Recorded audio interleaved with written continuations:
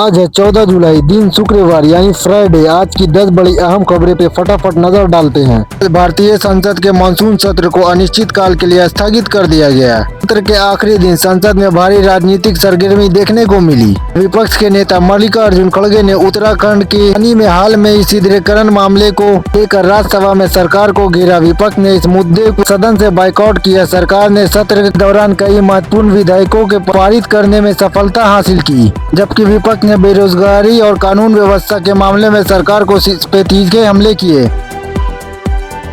देश के राष्ट्रीय गीत वंदे मातरम को लेकर एक ऐतिहासिक कानून लागू हो गया है। राष्ट्रपति द्रौपदी मुर्मू ने इस नए विधेयकों को मंजूरी दे दी है। इस तहत अब राष्ट्रगीत के गायन या जानबूझकर डालने या इसका अपमान करने पर कड़ी से कड़ी सजा का प्रावधान होगा। इस कानून के बाद अब वंदे मातरम के स्थान पर भी ठीक वैसे ही कानून कार्रवाई की सजा होगी, जैसे राष्ट्रीय गान जन गण मन के अपमान के प्रवेश ऑफ या टू नेशन ऑफ के तहत होती है।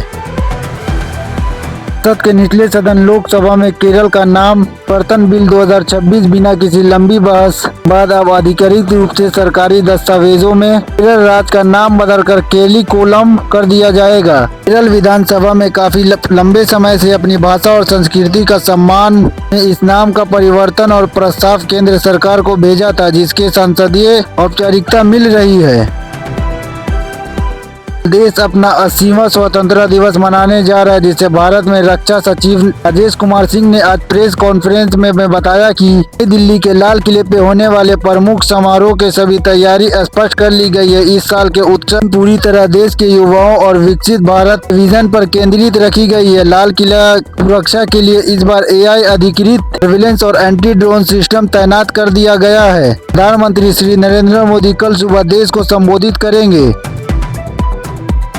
बड़ी खबर निकल के सामने आ रही है महाराष्ट्र से, जहां मुंबई और उसके आसपास के इलाकों में हो रही मूसलाधार बारिश से तबाही मचा दी है। मुंबई के कोरला इलाके में आज सुबह भारी बारिश के कारण पहाड़ी हिस्सा रिहायशी इलाकों पे गिरा, जिससे भीषण हादसे तक 7 लोगों की मौत की पुष्टि हो चुकी है। राष्ट्रीय आपदा मोर्चा बल NDRF और स्थानीय प्रशासन की टीम भारी बारिश के बीच में मलबे से दबे अन्य लोगों को सुरक्षित बाहर निकालने की कोशिश कर रही है। NDRF की टीम निकालने के लिए युद्ध स्तर के ऑपरेशन चला रही है। प्रभावित परिवारों को सुरक्षित स्थानों और शिविरों में ले जाया जा रहा है।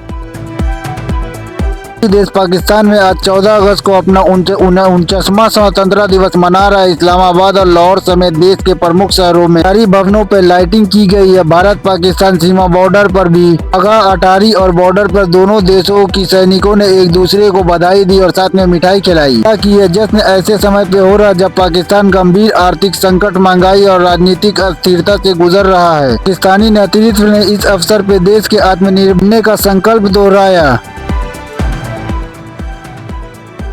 वैश्विक तेल व्यापार के सबसे महत्वपूर्ण समुद्री रास्ते स्ट्रेट ऑफ हॉर्मुज में जारी तनाव को कम करने के लिए ईरान और ओमान के बीच बातचीत अंतिम चरण में पहुंच गया। पिछले कुछ दिनों से इस रूट पर जहाजों की आवाजाही प्रभावित से दुनिया भर के कच्चे तेल की कीमतों में अचानक बढ़ावा पैदा हो गया है। ईरान ने संकेत दिया है कि वह इस समुद्री रास्ते को पूरी तरीके से सुरक्षित रखने के लिए तैयार है। उसने शर्तें रखी है कि अमेरिका को इस पर आर्थिक प्रतिबंधों को ढील देनी होगी।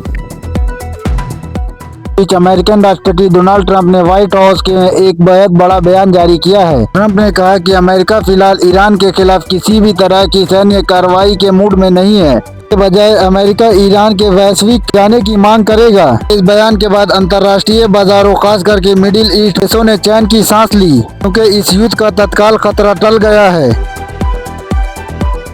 स्पेन में हाल में देखे गए ऐतिहासिक पूर्ण सूर्य ग्रहण टोटल सोलर एपेक्स के बाद अब तक यहां के प्रशासन ने बड़ा पैमानों पर समीक्षा बैठक की। 1 सदी से भी अधिक समय बाद स्पेन के एक बड़े हिस्से में दिनों में पूरी तरीके से अंधेरा छा गया, जिसको देखने के लिए दुनिया भर के लाखों लोग पर्यटक स्पेन पहुंचे थे।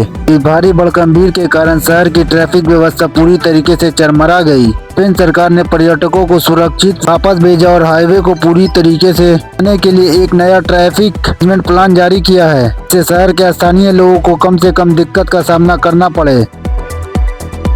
कोलंबिया में आए बेहद शक्तिशाली और विनाशकारी भूकंप के बाद वहां के हालात बेहद गंभीर बने हुए हैं। भूकंप के कारण सैकड़ों इमारतें ताश के पत्तों की तरह ढह गई। स्थानीय प्रबंधक विभाग के अनुसार मलबे में अब तक 111 से अधिक शव निकाले जा चुके हैं। यह आंकड़ा अभी और भी बढ़ सकता है। प्रभावित इलाकों में पूरी तरीके से बिजली पानी की संस्था पूरी तरीके से तबाह हो चुकी है। के नीचे दबे जीवित लोगों को खोजने के लिए कुत्ते और आधुनिक उपकरणों की मदद ली जा रही है। आज देश दुनिया के खबरों में बस इतना ही। अगर हिंदी में अपने खबर देखना चाहते हैं तो मेरे साथ जुड़े रहें।